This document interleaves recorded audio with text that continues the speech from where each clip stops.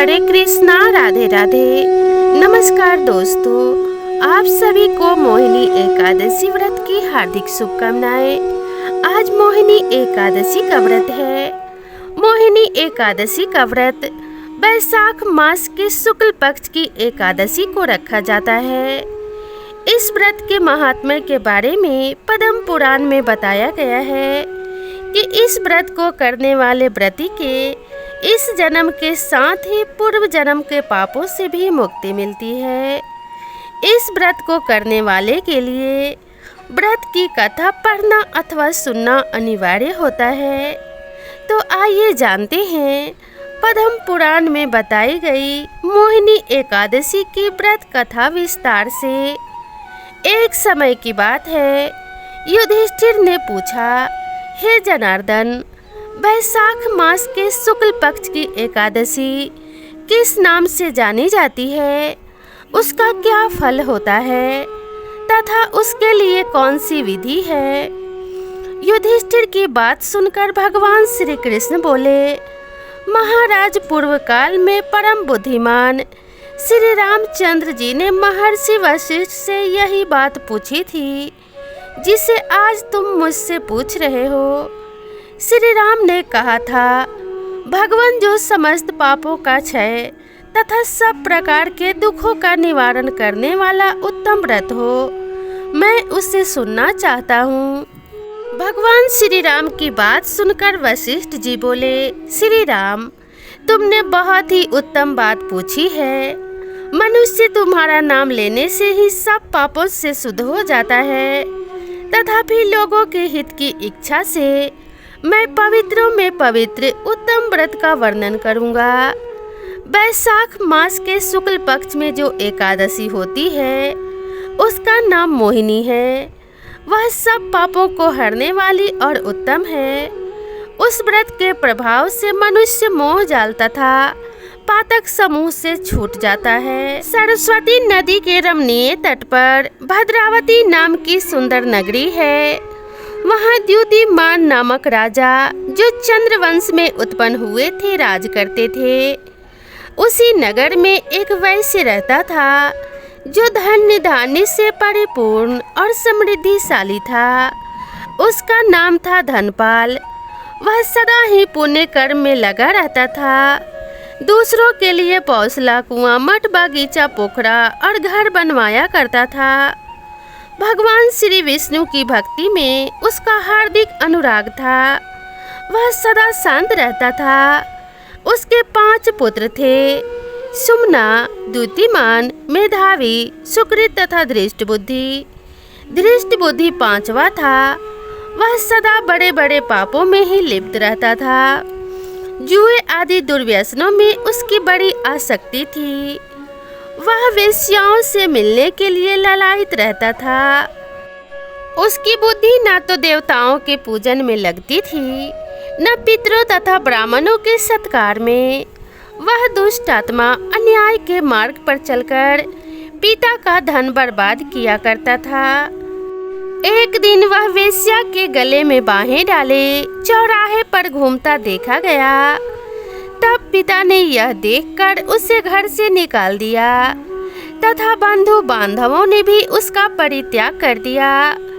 अब वह दिन रात दुख और शोक में डूबा तथा कष्ट पर कष्ट उठाता हुआ इधर उधर भटकने लगा। एक दिन किसी पुण्य के उदय होने से वह महर्षि कौंडिन्य के आश्रम पर जा पहुंचा। वैशाख का महीना था। तपोधन कौंडिन्य गंगा जी में स्नान करके आए थे।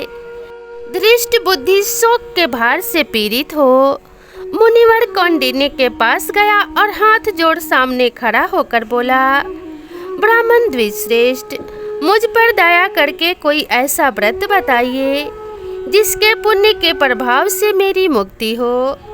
कौंडिन्य ऋषि बोले, वैशाख शुक्ल पक्ष में मोहिनी नाम से प्रसिद्ध एकादशी का व्रत करो। मोहिनी को उपवास करने पर प्राणियों के अनेक जन्मों के किए हुए मेरु पर्वत जैसे महापाप भी नष्ट हो जाते हैं। वशिष्ठ जी बोले, हे श्री रामचंद्र, मुनि का यह वचन सुनकर धृष्ट बुद्धि का चित्त प्रसन्न हो गया। उसने कौंडिन्य के उपदेश से विधि पूर्वक मोहिनी एकादशी का व्रत किया। नृपश्रेष्ठ, इस व्रत के करने से वह निष्पाप हो गया और दिव्य देह धारण कर गरुड़ पर आरूढ़ होकर सब प्रकार के उपद्रवों से रहित श्री विष्णु धाम को चला गया। इस प्रकार यह मोहिनी का व्रत बहुत ही उत्तम है। इसके पढ़ने एवं सुनने मात्र से सहस्त्रों गोदान का फल प्राप्त होता है तथा अश्वमेध यज्ञ के समान इससे फल की प्राप्ति होती है। ऐसा माना जाता है कि मोहिनी एकादशी के दिन ही भगवान श्री विष्णु ने मोहिनी रूप में अवतार लिया था। जब समुद्र से अमृत कलश निकला था और उसे असुर देवताओं से छीनकर भागने लगे थे, तब भगवान विष्णु का मोहिनी अवतार हुआ था। देवताओं की रक्षा के लिए भगवान विष्णु ने मोहिनी स्वरूप धारण किया था। यह भगवान विष्णु का एकमात्र स्त्री स्वरूप माना जाता है। समुद्र मंथन से अमृत कलश निकलने पर उसे पाने की लालसा असुरों में हुई। वे देवताओं से अमृत छीन कर ले गए। वे उसे पीकर अमरत्व प्राप्त करना चाहते थे। यदि ऐसा हो जाता तो फिर देवताओं के लिए संकट खड़ा हो जाता। अच्छाई पर बुराई हावी हो जाती, सत्य पर असत्य का प्रभाव बढ़ जाता। इस स्थिति से बचने के लिए भगवान विष्णु ने मोहिनी अवतार लिया। भगवान विष्णु का मोहिनी स्वरूप ऐसा था जिसे देखकर हर कोई मोहित हो जाता था।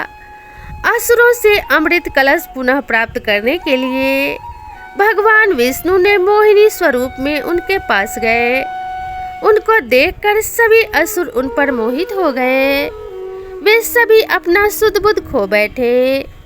तब भगवान विष्णु ने देवताओं और असुरों को बारी बारी से अमृत पान कराने के लिए राजी किया, जिस पर असुर सहमत हो गए और वे अमृत कलश भगवान विष्णु के मोहिनी स्वरूप को दे दिए।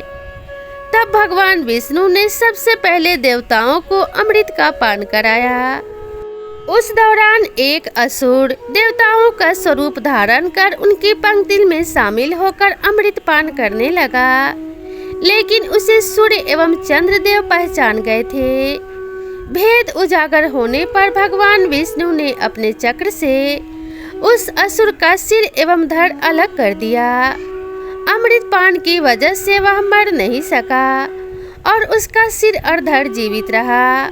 वह राहु और केतु के नाम से जाना जाता है। भगवान विष्णु ने जिस तिथि को मोहिनी स्वरूप धारण किया था, उस दिन वैशाख माह के शुक्ल पक्ष की एकादशी तिथि थी। यह एकादशी तिथि मोहिनी एकादशी के नाम से प्रसिद्ध हो गई। जो भी व्यक्ति मोहिनी एकादशी का व्रत रखता है वह मोह माया से मुक्त हो जाता है। उसके कष्ट एवं पाप मिट जाते हैं तथा हमेशा उसके जीवन में सत्य एवं शुद्धि का वास होता है, क्योंकि इस दिन को अच्छाई पर बुराई के जीत के रूप में भी जाना जाता है। क्योंकि उस दिन भगवान श्री विष्णु ने असुरों को परास्त किया था और देवताओं को अमृत पान कराया था। इसलिए मोहिनी एकादशी का व्रत शुक्ल पक्ष की वैशाख मास की एकादशी तिथि को मनाया जाता है। इस दिन का व्रत करने से माता लक्ष्मी और भगवान विष्णु का आशीर्वाद प्राप्त होता है। तो विधि विधान से इस व्रत को करना चाहिए तथा इस व्रत के कथा का श्रवण भी अवश्य करना चाहिए। भगवान विष्णु के साथ माता लक्ष्मी की पूजा करना चाहिए तथा धूप दीप नैवेद्य भी अर्पित करने चाहिए। इस दिन आपको पीले वस्त्र धारण करने चाहिए। स्त्रियों को भी इस दिन संपूर्ण श्रृंगार करना चाहिए, क्योंकि भगवान मोहिनी रूप में बड़े ही मनमोहक थे। भगवान के मोहिनी स्वरूप से हमें यह भी शिक्षा मिलती है कि कभी कभी सत्य की जीत के लिए और बुराई को हराने के लिए हमें छल कपट का सहारा भी लेना पड़ता है। अगर हमारा लक्ष्य सही है तो हम गलत रास्ते से भी उसे प्राप्त कर सकते हैं, जिसे गलत नहीं माना जाता। और अगर आपका लक्ष्य ही गलत है तो सही रास्ता भी गलत हो जाता है। तो प्रेम से बोलिए भगवान विष्णु की जय, माता लक्ष्मी की जय, और प्रेम पूर्वक इस कथा को श्रवण करके भगवान विष्णु और माता लक्ष्मी का आशीर्वाद प्राप्त कीजिए। आप सभी भक्तों पर माता लक्ष्मी और भगवान विष्णु का आशीर्वाद सदैव बना रहे। इसी कामना के साथ आप सभी से विदा लेते हैं। मिलते हैं नई वीडियो में नई कथा और नई कहानी के साथ। तब तक के लिए राधे राधे।